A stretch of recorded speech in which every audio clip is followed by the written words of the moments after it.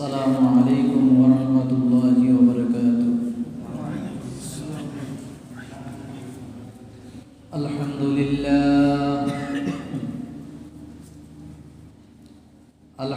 لله الأكرم الذي خلق الإنسان وكرمه وعلمه من البيان ما لم يعلم، فسبحان الذي لا يحصى امتنانه باللسان ولا بالقلم، ونشهد أن لا إله إلا الله وحده لا شريك له، وأن محمدا عبده ورسوله الذي أرسله الله إلى كافة الناس بشيرا ونذيرا وداعيا إلى الله بإذنه وسراجا منيرا.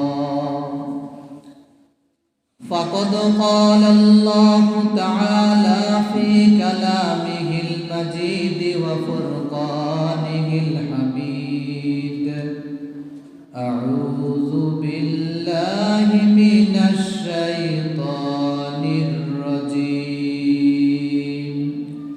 بسم الله الرحمن الرحيم. فاذكروني أذكركم واشكروا لي ولا تكفرون. وقال تعالى: فإذا قضيت الصلاة فانتشروا في الأرض وابتغوا من فضل الله واذكروا الله كثيرا لعلكم تفلحون. وقال رسول الله صلى الله عليه وسلم: الدال على الخير كفاعله، أو كما قال النبي عليه الصلاة والسلام في شان حبيبي ومحبوبه مخبرا وآمرا: إن الله وملائكته يصلون على النبي يا أيها الذين آمنوا صلوا عليه وسلموا تسليما. اللهم صل على سيدنا مولانا محمد وعلى آل سيدنا مولانا محمد. اللهم صل على سيدنا مولانا محمد وعلى آل سيدنا مولانا محمد. আসমান সুন্দর, জমিন সুন্দর, আরো সুন্দর গাছপালা, তার চাইতে বেশি সুন্দর দয়াল নবী মুস্তাফা। আল্লাহুম্মা সাল্লি আলা সাইয়্যিদিনা মাওলানা মুহাম্মদ ওয়া আলা আলি সাইয়্যিদিনা مولانا محمد. بلغ العلا بكماله كشف الدجى بجماله حسنت جميع خصاله صلوا عليه. মকন শাস্তি নামাজে পঞ্জগানা فويل للمصلين الذين بلغ العلا بكماله كشف الدجى بجماله حسنت جميع خصاله সাল্লু আলাইহি মান্না গঞ্জম দর জমিন ও আসমান লেকে গঞ্জম দর কুলুবে মুমিনা বালাগাল উলা বিকামালিহি কাশাফাত দুজা বিজামালিহি আসলাত জামিয়া খিসালি সাল্লু আলাইহি ওয়া আলিহি। উপস্থিত সম্মানিত মুসল্লিন ইকরাম, মুরব্বিয়ানে আইজাম, সমবয়সী যুবক বন্ধুগণ, আজকে পবিত্র জুমার দিন, রবিউল সানির আজকে 25 তারিখ। এই জুমায় রবিউল সানি বিদায় নিবেন। তা আমরা রবিউল সানির এই মাসের ভিতরে অনেক আলোচনা শুনেছি। আসলে আমাদের থেকে দিন দিন আরবি মাসগুলা গত হতে যাচ্ছে। জুমার আলোচনা শুনি, কি পরিমাণ আমল নামায় জমা হচ্ছে নিজকে নিজ আমরা ভালো জানি। এই জন্য জুমার দিনে রবিউল সানি বিদায়ের জুমাতে যারা অংশগ্রহণ করেছেন, আল্লাহ পাকের দরবারে কালিমাতুর শুকর আদায় করি আলহামদুলিল্লাহ। আল্লাহ তাআলা তার কালাম শরীফে বলেন, আমার যে সমস্ত বান্দাগুলা নিয়ামতের শুকরিয়া আদায় করে, আমি ওই বান্দাদেরকে নিয়ামত বৃদ্ধি করিয়া দিই। আমাদেরকে নিয়ামত বৃদ্ধি করছে আমরা কিভাবে বুঝবো? যদি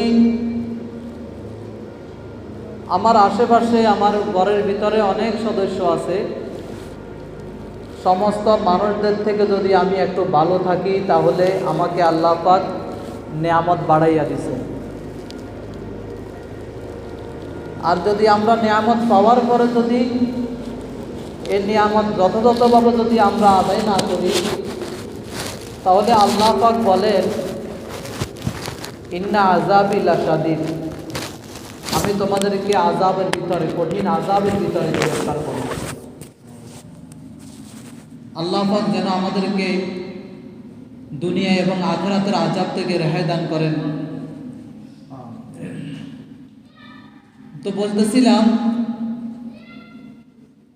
জুমার আজান হয়েছে 12:15। আল্লাহ রাসূলের হাদিস এবং কোরআনের আয়াতও আছে, জুমার আজানের পরে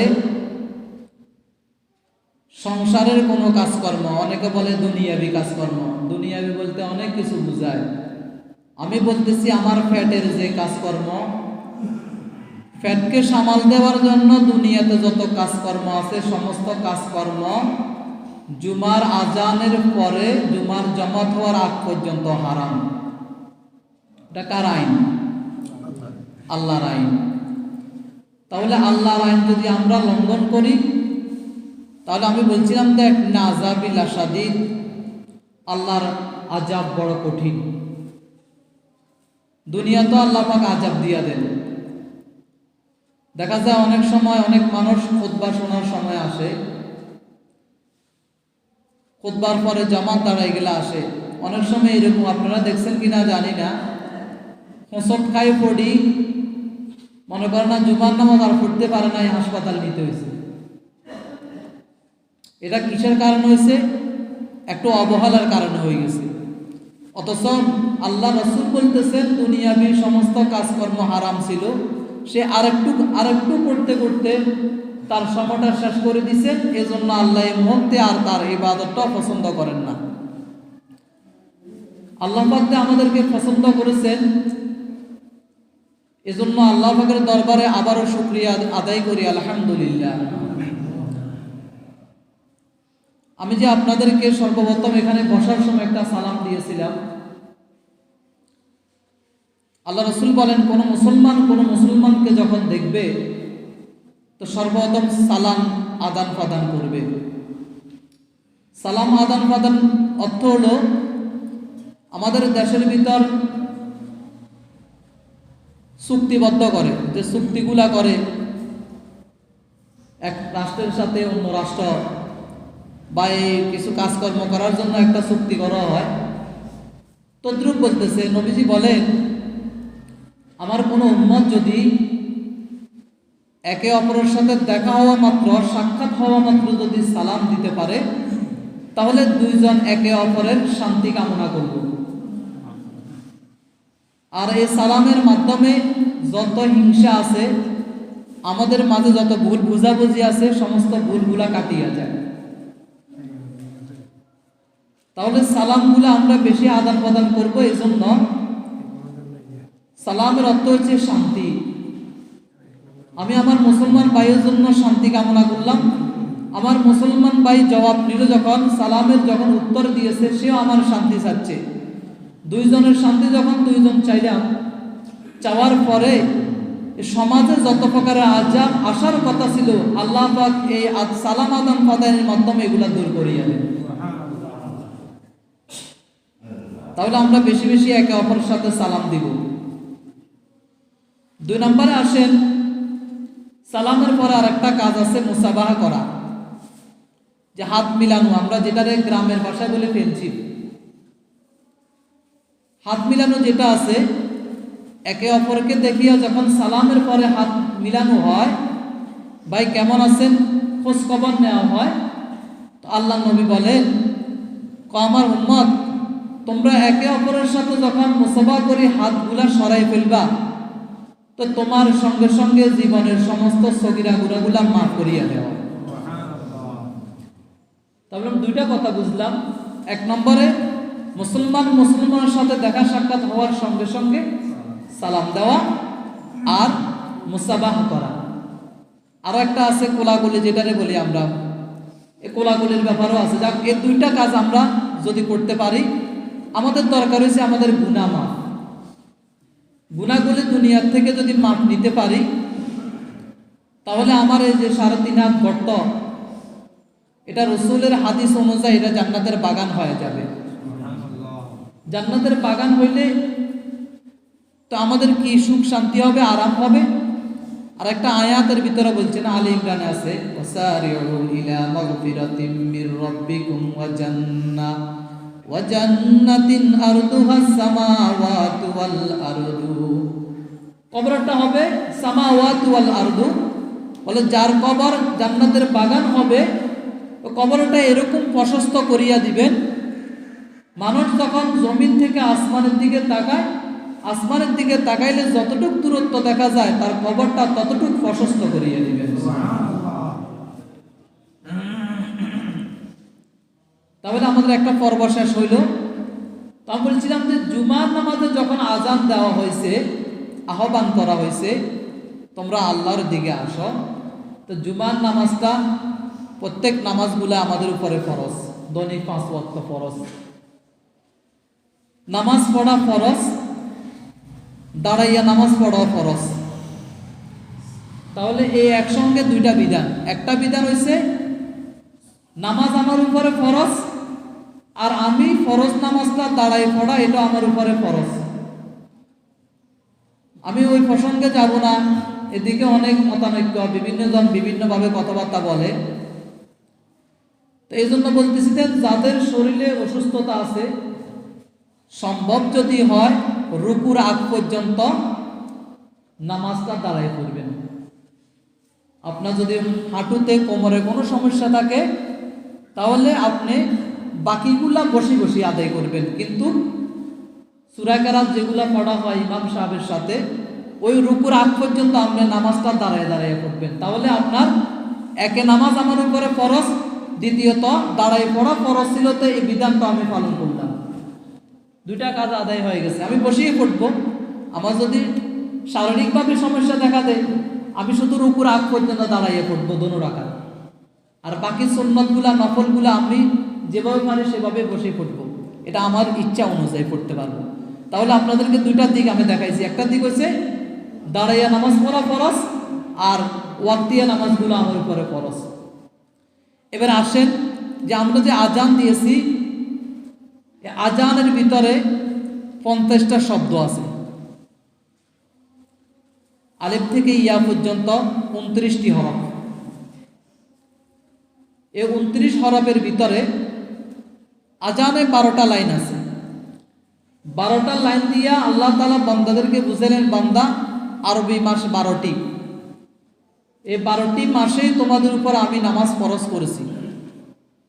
তোমাদেরকে নামাজে আসার জন্য একজনে এই 12টা লাইন ব্যবহার করবে, অর্থাৎ যে আমরা আজানটা দিই আল্লাহু আকবার আল্লাহু আকবার লা ইলাহা ইল্লাল্লাহ, লাস্টে বলতেছে দেন এই 12টা লাইন দিয়ে তোমাদেরকে বুঝাইছি বান্দা তোমাদের উপরে আরবি 12টি মাস আমি দিতেছি। এই 12টা মাসের ভিতরে তোমাদের উপরে আমি নামাজ 5 ওয়াক্ত ফরজ করেছি। তাহলে এই শব্দ দিয়েছেন 50টি। তো 50টি কেন শব্দ আজানের ভিতরে ব্যবহার করলেন? আল্লাহর নবী তার সমস্ত উম্মতদেরকে জানাইয়া দিলেন, ও উম্মতেরা, আল্লাহ তাআলা নামাজের মাধ্যমে 50টা শব্দ ব্যবহার করিয়া, আজানে 50টা শব্দ ব্যবহার করিয়া আমার উম্মতদেরকে বুঝাতে চাইলেন, ও বান্দা, তোমরা যদি দৈনিক 5 ওয়াক্ত নামাজ 50টা শব্দ আজানের মাধ্যমে দিয়েছি, 50টা শব্দ ব্যবহার করিয়া তোমরা মুয়াজ্জিনের আহ্বান শুনিয়া যদি 5 ওয়াক্ত নামাজ যথাযথভাবে গুরুত্ব সহকারে আদায় করতে পারো, শুধু 5 ওয়াক্ত নয়, তোমাদের আমল নামা আমি আল্লাহ 50 ওয়াক্ত নামাজের সওয়াব লিখিয়া দিব। তাহলে আমরা আদায় করব 5 ওয়াক্ত, আমাদের আমল নামায় নেকি উঠবে 50 ওয়াক্ত। কারণটা কি? আল্লাহ রাসূল যখন শবে মেরাজ করলেন, শবে মেরাজ করার সময় আপনারা বহুবার শুনেছেন আল্লাহ তাআলা আল্লাহর নবীকে, তার বন্ধুকে নামাজ দিয়েছিলেন 50 ওয়াক্ত। ক্রমান্বয়ে সমস্ত নবীদের সাথে সাক্ষাৎ হওয়ার পরে একজন নবী হযরত মূসা আলাইহিস সালাতু ওয়াস সালাম, ওনার সাথে যতবারে সাক্ষাৎ হয় ততবারে উনি বলেন দেন, আপনার উম্মত 50 ওয়াক্ত নামাজ পড়তে পারবে না, আপনি আল্লাহর কাছে যান, যাই এই নামাজগুলা কমায় আনেন। ক্রমান্বয়ে কমাইতে কমাইতে এক পর্যায়ে আসি যখন 5 ওয়াক্ত পর্যন্ত আসলো, তখনও মূসা আলাইহিস সালাম আল্লাহর নবীকে বললেন, আপনার উম্মত এই 5 ওয়াক্ত আদায় করতে পারবে না, আপনি আবার যান আর একটু কমায় নিয়ে আসেন। তো নবীজি বলতেছেন, এতবার যাওয়া আমার কাছে লজ্জা মনে হচ্ছে, আমি আর যেতে পারবো না। আসলে মূসা নবী যে বাধাটা দিয়েছিলেন, আল্লাহ নবীর উম্মতেরা কি 5 ওয়াক্ত পড়তে পারে? সবাই কি পড়ে? 5 ওয়াক্ত পড়তেছে না। তারপরেও সুসংবাদটা, এই একটা অফার কেন দিল? এই মাসের ভিতরে আপনাদেরকে একটা গুরুত্বপূর্ণ অফার দিল। যদি মনে করেন যে আপনি নুডলসের একটা প্যাকেট আনবেন, আপনাকে একটা মগ ফ্রি দিবে, যে আপনি একটা ফুল পাউডার আনবেন, আপনাকে একটা পণ্য ফ্রি দিবে। তাই এরকম একটা অফার দিলে আপনারা সুযোগ বহন করার জন্য বসে থাকবেন। তদ্রুপ বলতেছে, আমি এটা আমার উম্মতদেরকে জানাইতেছি যে উম্মত, তোমরা যদি 5 ওয়াক্ত আদায় করতে পারো তাহলে সেখানে একটা বড় অফার আছে, একটা সুযোগ আছে তোমাদের আমল নামায় নেকি উঠানোর জন্য। কিরকম? যখন উনি 50 ওয়াক্তের পরিবর্তে 5 ওয়াক্ত সীমাবদ্ধ করলেন, এখন কোন সময় যদি দুনিয়াতে আসার পরে, নবী আসার পরে যদি প্রশ্নটা আউট হয় যে আল্লাহ নবীকে আল্লাহ তাআলা নামাজ দিয়েছিলেন 50 ওয়াক্ত, এ কথা যদি কোনোদিন প্রকাশ হয়ে যায়, গোপনীয় বিষয়টা যদি সমাজে জানাজানি হয়ে যায়, তাহলে আল্লাহর নবীর ধরা। এই কারণে আল্লাহর নবী কি করলেন? আল্লাহ তাআলাকে বললেন, যদি কোনোদিন যদি আমার সাহাবীরা যদি আমাকে প্রশ্ন করে, নামাজ তো 5 ওয়াক্ত 50 ওয়াক্ত দেওয়া হয়েছিল, আপনি কেন জমিনে 5 ওয়াক্তর ঘোষণা করলেন? এরকম যদি আমার উম্মতেরা, আমার সাহাবীরা আমাকে বলে, আমি এটার উত্তরে কি দিব? যে হযরত ইসলামের প্রথম মুসলমান হযরত সিদ্দিক আকবর, হযরত আবু বকর সিদ্দিক রাদিয়াল্লাহু তাআলা আনহু, আল্লাহ নবীকে যখন ফেসাইয়া ধরলেন যে আল্লাহ তাআলা আপনাকে কি হাদিয়া দিয়েছে সবে মেরাজ করার সময়, সাক্ষাতের সময়, তো উনি প্রকাশ করে দিলেন, আল্লাহ তাআলা আমাকে 50 ওয়াক্ত নামাজ দিয়েছে তোমাদের জন্য। 50 ওয়াক্ত দেওয়ার পরে আপনি 5 ওয়াক্ত কেন প্রকাশ করলেন? কথা আমার উম্মত মুসা নবী আমাকে বাধা দিয়েছে যে উম্মত 5 ওয়াক্ত আদায় করতে পারবে না, এই জন্য আমি এটা গোপন রাখতে চাইলাম। কোনো সময় যদি আউট হয়ে যায় যে আমি এই বিষয়টা গোপন রাখছিলাম, কারণ আমার কাফের বেঈমান ইহুদি নাসারা পর্যন্ত বলছে আমি সত্যবাদী। এই সত্যবাদী থাকার জন্য আমি তোমার কাছে এই কথাটা প্রশ্নটা প্রকাশ করে দিতেছি। আল্লাহ পাক আমাকে নামাজ দিয়েছিল 50 ওয়াক্ত, কিন্তু 5 ওয়াক্তই কাগজে 5 ওয়াক্তই লেখা হয়েছে। তো আল্লাহ পাক জানিয়ে দিচ্ছে তোমার উম্মতদেরকে তুমি জানিয়ে দিও, যদি যথাযথভাবে গুরুত্ব সহকারে 5 ওয়াক্ত আদায় করতে পারে তাহলে আমি আমল নামায় নেকি জমা করে দিব 50 ওয়াক্তে। বিষয়টা বোঝানোর জন্য একটু ঘুরাইতেছি। তাহলে আমাদের জুমার নামাজে যে আজান দিয়েছে, আজানের আগে অবিকল আর একটা আজান বাইতুল মামুরে হয়েছে, এটা ফেরেশতাদের কাবা। আর আমাদের মুসলমানের কাবা হয়েছে বাইতুল্লাহ, যেটা সৌদি আরবে আমরা হজ করার জন্য যেটা যাই বাইতুল্লাহতে ওইটা। অর্থাৎ বাইতুল মামুর ফেরেশতাদের কাবা আর আমরা মুসলমানদের কাবা বাইতুল্লাহ একের হুবহু উপরের নিচে সমান। আল্লাহ নবী বলেন যে বাইতুল মামুর ফেরেশতাদের কাবা থেকে যদি একটা পাথর নিচের দিকে ছুঁড়ে ফেলে, নিচের দিকে ফেলানো হয়, তাহলে বাইতুল মামুরের পাথরটা আস্তে আস্তে আমাদের মুসলমানের কাবা বাইতুল্লাহর ছাদের উপরে পড়বে। সুবহানাল্লাহ। তাহলে বুঝতে চাচ্ছিলাম যে এটা একদম উপর থেকে নিচের দিকে সমানে সমান। তো এই জন্য বলতেছে যে সর্বপ্রথম আমাদের বাংলাদেশ না পুরো পৃথিবীতে জুমার নামাজের আজান হওয়ার আগে আর একটা আজান দেন ফেরেশতা জিবরাইল আমিন। বাইতুল মামুরে একটা মিনারেতে দাঁড়ায় জিবরাইল আমিন আজান দেন, আর তার ভাই ইসরাফিল আলাইহিস সালাতু ওয়াস সালাম খুতবা দান করেন, তার ভাই মিকাইল আলাইহিস সালাতু ওয়াস সালাম ইমামতি করেন। এই তিনবারে তিন কাজ জুমার দিনের। জিবরাইল আলাইহিস সালাম যখন আজান দিয়েছেন, আজানের কিছু নেকি জমা হয়েছে। ফেরেশতারা তো এমনি গুনাহমুক্ত, ফেরেশতাদের কোনো গুনাহ নাই, এরা গুনার কাজে করে না, গুনাহ হবে কিভাবে? এই জন্য ফেরেশতা জিবরাইল আমিন জিজ্ঞাসা করেন, আমার যে আজানের কারণে কিছু সওয়াব হয়েছে, নেকি হয়েছে, আমি এই নেকিগুলা কি করব? জিবরাইল আলাইহিস সালাতু ওয়াস সালাম যখন এই ঘোষণা দিলেন, আল্লাহ আমি আজান দেওয়ার কারণে আমার আমল নামায় যে পরিমাণ নেকি জমা হয়েছে, আমি চাচ্ছি আখিরি জমানার নবী তার যে সমস্ত নবীর উম্মতগুলা মুয়াজ্জিনগুলা যখন মানুষদেরকে সৎ কাজের আদেশ দিবে, আজান দিবে, মানুষদেরকে নেকির কাজ করার জন্য মসজিদে জমায়েত করবে, আমার আমল নামায় আজান দেওয়ার কারণে যে পরিমাণ নেকি জমা হয়েছে, আমি আজকে তাদেরকে সমস্ত মুয়াজ্জিনদেরকে আমার আজানের নেকিগুলা তাদের আমল নামায় জমা করিয়া দিলাম। তাহলে যে আজান দিবে তার এক নম্বর কাজ হচ্ছে কি, যে ফেরেশতা বড় একটা দামি ফেরেশতা জিবরাইল আমিনে আজান দেওয়ার সওয়াবগুলা ওই মুয়াজ্জিনের উপরে তুলিয়া দেন।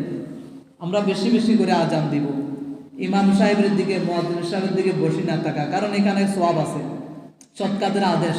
আমি গত বছর আপনাদের এই মসজিদে একটা কথা বলছিলাম যে সৎ কাজের আদেশ দিলে কি নেকি, আর অসৎ কাজ থেকে বাধা দিলে কি নেকি, দোনো দিকে নেকি চলে। অনেকের মনে আছে, অনেকের মনে নেই। মুসা আলাইহিস সালাতু ওয়াস সালাম তার অনুসারীরা বলতেছে যে আমরা যদি জমিনে সৎ কাজের আদেশ দিই, আল্লাহ পাক আমাদেরকে কি দিবেন? মুসা আলাইহিস সালাতু ওয়াস সালাম আল্লাহ তাআলাকে যখন বললেন, ওগো আল্লাহ, আমার উম্মতেরা আমার কাছে জানতে চায় তারা যদি জমিনে সৎ কাজের আদেশ দেয় তাদের আমলনামায় কি পরিমাণ নেকি জমা হবে।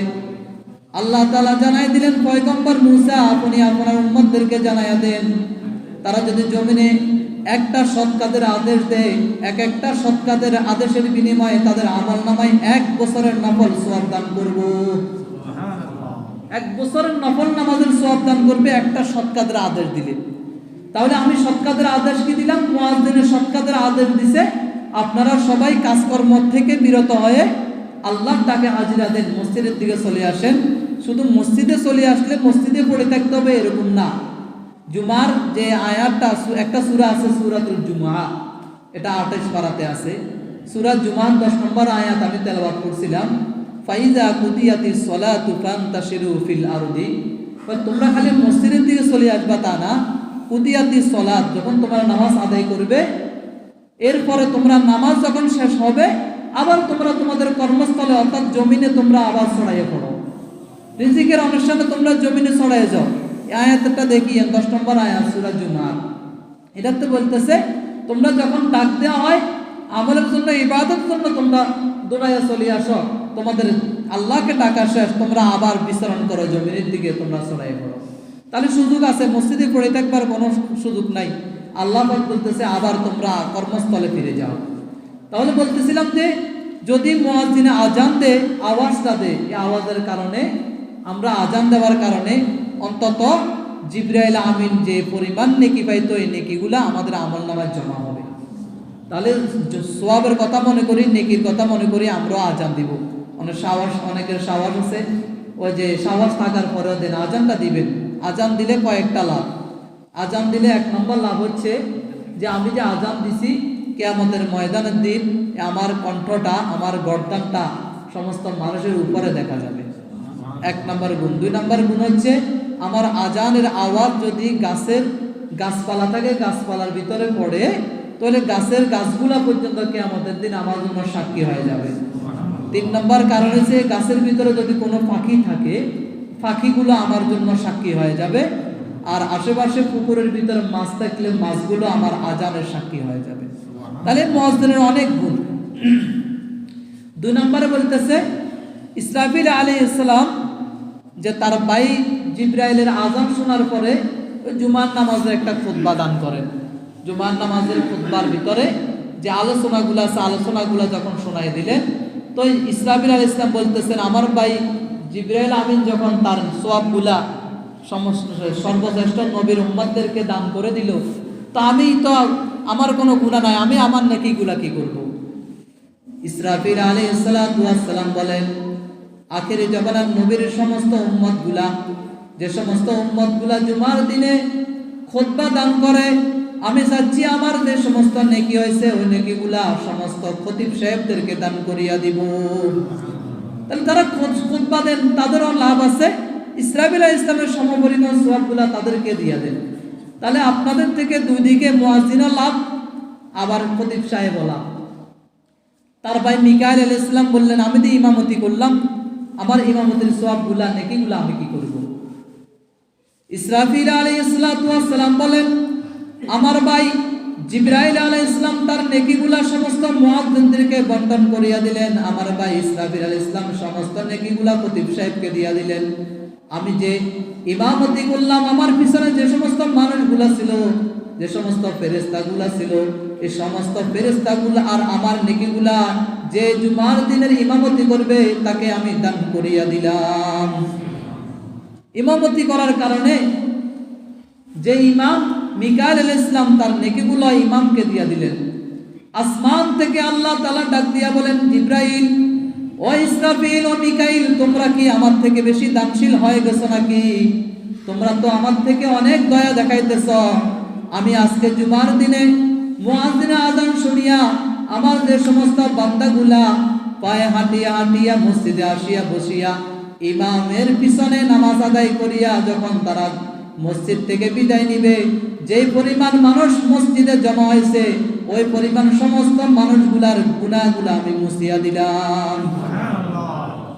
তাহলে যারা জুমার নামাজ আদায় হয়, জুমার নামাজে হাজির হয়, ওই সমস্ত মানুষের গুনাহগুলা মুহূর্তের মধ্যে আল্লাহ পাক ক্ষমা করে দেন। কিসের কারণে? একমাত্র আল্লাহ তাআলাকে স্মরণ করার কারণে। আমি যে একটা আয়াত পড়ছিলাম, ফাযকুরুনি আযকুরুকুম ওয়াশকুরুলি ওয়ালা তাকফুরুন, এই আয়াতটা প্রসিদ্ধ, আপনারা আয়াতটা অনেকবার শুনেন। এটা জুমার দিনে দ্বিতীয় খুতবার শেষে একদম পড়া হয়। এটাতে বলতেছে আল্লাহ তাআলা বলতেছেন তোমরা আমাকে স্মরণ করলে আমি তোমাদেরকে স্মরণ করব, আর তোমরা যদি আমাকে স্মরণ না করো আমিও তোমাদেরকে স্মরণ করব না। তদ্রূপ মনে করেন আমরা স্মরণ কিভাবে করলাম? যারা আগে আগে আসছে মসজিদে, আমি যখন মাইক নিয়ে বসছি, তো যারা আমার সঙ্গে বলছেন যে আল্লাহ পাকের শুকরিয়া আদায় করছি আলহামদুলিল্লাহ, একথা বলছেন না? তাহলে আমরা শুকরিয়া আদায় করলাম। যে আল্লাহ পাক বলতেছেন বেশি বেশি সুবহানাল্লাহ, আলহামদুলিল্লাহ, আল্লাহু আকবার। কোনো বান্দা যদি একটা কথা শুনি, আমার কিছু কিছু কথা শুনি, আমার কথা না, আল্লাহর বিধানটা আমি জানাই দিছি, এগুলো শুনি যখন আপনারা বলছেন সুবহানাল্লাহ, যে ব্যক্তি একবার সুবহানাল্লাহ পাঠ করছে, আল্লাহ পাক বলেন যে আরবের বুকে যে উহুদ পাহাড়টা আছে, যে মদিনাতে যে উহুদ পাহাড় আছে, উহুদ এর 10টা উহুদ পাহাড় পরিমাণ সওয়াব এ সুবহানাল্লাহ বলার কারণে তার আমলনামায় জমা হয়ে যাবে। সুবহানাল্লাহ। উহুদ পাহাড় কেন বলছে? মুসা নবীর আমলে তুর পাহাড় ছিল, এক একটা নবীর আমলে এক একটা বড় বড় পাহাড় ছিল। এ পাহাড়ের উপর আর কোনো পাহাড় নাই আরবে বর্তমানে, যেটা যে আমরা উহুদ পাহাড় বলি, এ পাহাড়ের উপরে বড় পাহাড় নাই। কিয়ামতের আগে এই পাহাড়কে আল্লাহ পাক স্বর্ণ দ্বারা রূপান্তরিত করে দিবেন, যখন দেখা যাবে জমিনে আর কোনো কিছু লেনদেন নাই, বেচা কিনা চলতেছে। এখন সৌদি আরব তো আরববাসীরা এখন পাথর বিক্রি করে, এর ভিতর আপনার পাথর বিক্রি করি ওরা খাইতেছে, এর ভিতর আপনার দেখা যায় আরো অনেক কিছু বিক্রি করে খাচ্ছে। অনেক যারা সৌদি আরবের বাসিন্দা তারা বসে রয়েছে, আর বিভিন্ন লোকেরা যায় কর্ম করতেছে।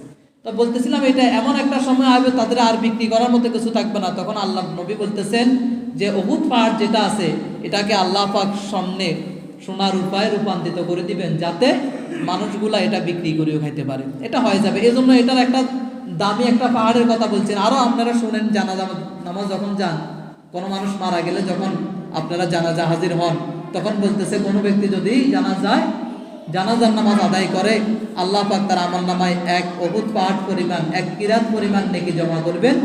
এক কিরাতের উদাহরণ দিচ্ছেন একটা উহুদ পাহাড়। এজন্য বলতেছিলেন উহুদ পাহাড়ের কথা কেন বলে? উহুদ পাহাড়টা হচ্ছে দামি। এজন্য কোনো ব্যক্তি যদি আগে আসি যদি একবার সুবহানাল্লাহ বলতে পারেন, তাহলে আপনার আমলনামায় 10টা উহুদ পাহাড় পরিমাণ সওয়াব জমা হয়ে যাবে। সুবহানাল্লাহ। তাহলে আগে আসার নিয়ত আছেন ইনশাআল্লাহ। আজকে আপনাদের এলাকাতে যদি একটা অনুষ্ঠান হয়, বিয়ের অনুষ্ঠান বা গায়রতের অনুষ্ঠান, তো দেখা যাবে সবাই আগে বসার চেষ্টা করে না, যে আমি আগাদি বসি, আমার ভাই পরে আগে বসক, এ কথা কেউ বলতে চায় না। কারণ যে যেখান দিয়ে পারে সুবিধা মতো আগে বসে যায়। তাহলে আমি মসজিদে কেন অফিসের কাতারে বসবো? আমি আগে বসবো। আগে আসলে আপনাদের ইমাম সাহেব, প্রদীপ সাহেবও অনেক আলোচনা করছে, সর্বপ্রথম যে মসজিদে ঢুকবে তাকে একটা ওট কোরবানি করার সওয়াব দান করবেন। এটা আপনারা শুনে আসছেন। যে ব্যক্তি শেষে আসবে তারও খালি দিবে না, তাকে একটা ডিম কোরবানি করার সওয়াব দান করবেন। তাহলে বুঝতে যাচ্ছে আপনারা আজান দেওয়ার সঙ্গে সঙ্গে চলে আসবেন। দেখেন আজানের পরে, আমি শেষ করে দিচ্ছি, এটার পরে আজানের পরে এরকম বলতেছে, যারা মসজিদ ছিল তাদের দূরে, তারা আসতেন নৌকা দিয়ে মসজিদে আসি নামাজ পড়তো। তো এই নৌকাদি যখন আপনার লঞ্চেত করে যখন আসি নদীর এপারে, যখন মসজিদ, তারা যখন নৌকার উপরে উঠছে, উঠার পরে এক বাদাম বিক্রিওয়ালা বা বুট বিক্রিওয়ালা উঠছে। উঠি উনি মনে করতেছে যেহেতু মসজিদে আমি নামাজ পড়বো, মুসল্লিরা নামাজ পড়বে, এর ফাঁকিতে আমি একটু ব্যবসা করিনি।